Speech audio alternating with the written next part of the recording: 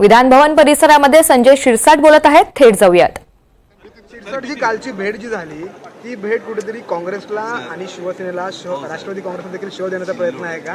कारण याआधी देखील अनेक म्हणजे शिवसेनेने भाजपला अनेक वेळेला धारेवर धरलं होतं खाते वाटपासंदर्भात। कुठेतरी भाजपला शिवसेना डोईजड झाली होती अशी बातम्या रंगल्या होत्या। तुम्हाला असं वाटतं का की कालची भेट कुठेतरी जवळ करण्याचा प्रयत्न? काय जवळ करण्याचा प्रयत्न नाहीये। स्वतःची काल जी भेट झाली ती कातडी बचाव भेट होती। त्यांना असं वाटत होतं की आता या आलेल्या इतका प्रचंड बहुमतामध्ये आपला निभाव लागणं हे अवघड आहे। निवडणुकीच्या काळामध्ये ज्यांनी असं सांगितलं होतं की बर्फाच्या लादीवर झोपू, आता त्यांना त्याची जाणीव झाली असेल की आता टाइम आपला आहे, म्हणून जर आपण चांगल्या पद्धतीने जर यांना सहकार्य केलं नाही तर कदाचित आपल्यावर असलेल्या इन्क्वायऱ्या पुन्हा बाहेर येतील।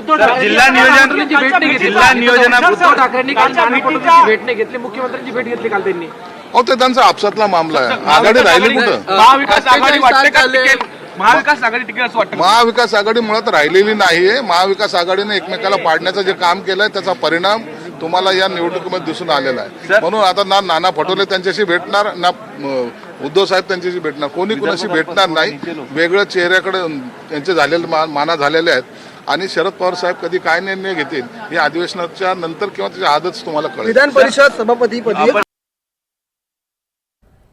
संभाजीनगर जिल्हा नियोजन समितीमध्ये तुमच्या माध्यमातून जे काय त्याची पुनर्रचना केली जाण्यासंदर्भात तुम्ही निर्णय घेताय आणि तुम्ही ज्या गुन्हेगारी मोडण्याचं उत्तर दिलं, तुम्ही सिल्लोडमधनं सुरुवात करणार आहात तर तुम्ही गावाचा उल्लेख नाही केला। नाही, गावाचा उल्लेख करायचा काही नाही, पूर्ण मी जिल्ह्याचा उल्लेख केलेला आहे। सुरुवातीतून करणार आहे, सर्व ठिकाणी जे असेल त्या ठिकाणचं आपण मी ठामपणे सांगतो, गुंडगिरी मी चालू देणार नाही म्हणजे नाही।